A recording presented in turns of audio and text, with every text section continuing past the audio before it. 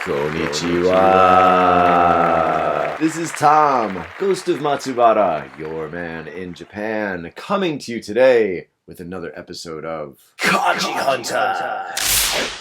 Welcome to the 11th episode, and yes, today I'm very bald, but that's not what we're here to talk about. And you already know this by now, but I am not the best at kanji, and I do not have the best handwriting. But I do love Japanese kanji, and I have a few students who I'm trying to inspire to read, write, and play with the Japanese language and not feel that kanji is so overwhelming. Today's idea comes from a Twitter conversation with one of the fans of Kanji Hunter. One of our fans, Rene Maltovo. Rene, I hope I said your name right. Anyway, he had asked me to look into one of the kanji for the shogi game, the Shokin, or the Golden General. Now, I must admit, I am not at all familiar with shogi. I know about it. I know about mahjong too. I'm interested in mahjong, but I've never played it. It looks cool. There's lots of places. So we're not going to talk about that particular compound kanji today, but I would like to focus on kin, or as you might know it, gold. The kanji for gold is pretty cool. It's not too difficult to draw, and it's pretty common. You'll see it when you learn the days of the week. Friday is Kinyobi. Happy Friday. That's gold day. That's the day that you're probably going to get your paycheck. So hey, 給料日は金曜日にあるよね。Hey! we use it to talk about money all the time. In Japanese, money is okane. But in addition to that, this kanji is also very useful as a radical. So we're going to look at that in a little bit too. First, let's draw this kanji, and then I'll explain a little bit how it came to be. Now, to draw this, you start at the top with what looks like a little roof, and then you add this line, followed by a slightly longer line here, straight down the middle, two shining little nuggets, and then a base. And that's kin. Or as you English speakers might know it, gold! So I will take my applause. That was pretty good. Thank you, thank you, thank you. Of course, this kanji has been around for a long time before modern Japanese radicals or modern kanji radicals. As you can see, it developed over a long period of time. In modern radical breakdown, it comes down like this, and it still kind of serves the same purpose as the original oracle bone kanji did. So let's take a look at this.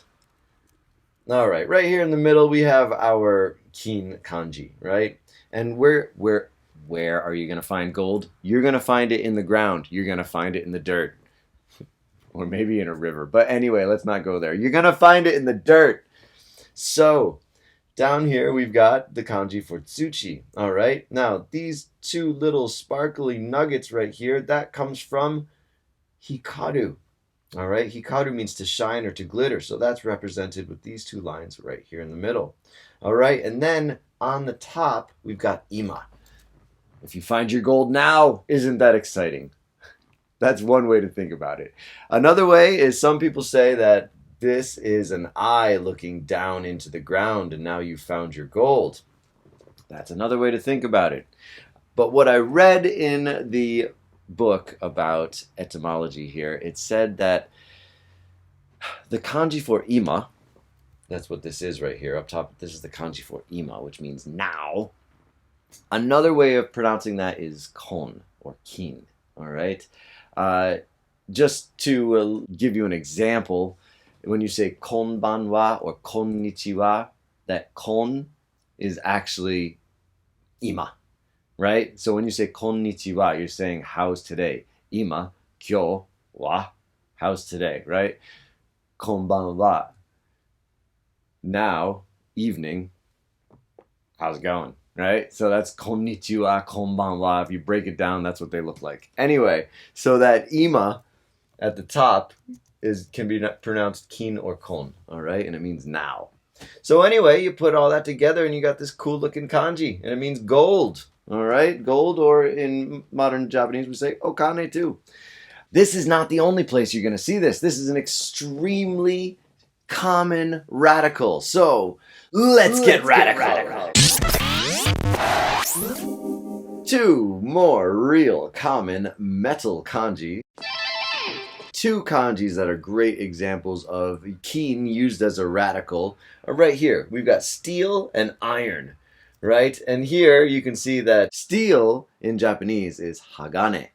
And hagane is represented with this kanji. Now this here on the right actually means oka or coal. And it's one of the ways to represent a hill. But in the kanji breakdown, what they were trying to say with hagane as steel is the strong metal. Over here, we've got tetsu. Tetsu is iron. And this kanji, I did look at the etymology of this. Tetsu used to come from a much more difficult and complicated kanji. But in the breakdown, it said that this kanji over here, which I usually understand to be fu or husband, in this case is read to mean black. So tetsu or iron is black metal. We've also got copper. Copper in Japanese is pronounced do. It's got this kanji over here, which you will also see means onaji or doji ni, like the same as or similar to. But it is not similar to gold in this explanation. Actually, what they're trying to say, apparently, I didn't know this until I read into it, but one of the other meanings of do can be used to read or signify red. So, copper, do, is the reddish metal or the red metal. We've also got silver. I personally love silver. In Japanese, we say gin. And remember, it's not pronounced gin. I know that looks like gin to a lot of you English speakers, but it's not. It's gin. So, G-I-N in this case is gin. Many of you Japanese learners will already see this and kind of think that means good. And you can think of it that way. Silver is the good metal. It's one way to look at it. But what they were trying to portray was one of the ways to think about gin in this case, I guess, is white. So silver is actually the white metal in Japanese thinking. And so that's what that is. So gin is silver. White metal. Doesn't sound very metal at all, does it? Now, in every one of these videos, I tend to get a little crazy. I have a dark sense of humor. My favorite genre of movie is horror movie, and I like when things get dark. I had my mind blown when I found this particular kanji this time. Now, kagami means mirror. So, I have seen the kanji for mirror, kagami, countless times during my time here in Japan, but I never really thought much about it. So, today I was looking at it, and this is what I first came to think. Well, look at this. We've got kin, metal, gold, and then we've also got tachi, stand, and miru, right? Tatsu is to stand, miru is to see. So I always thought, you know, a mirror. You stand and you look at yourself. That makes logical sense. It's the metal that you stand and look at yourself in. But that's not what was trying to be communicated in this kanji. Apparently, when you put tatsu and miru on top of each other, they represent the idea kyo.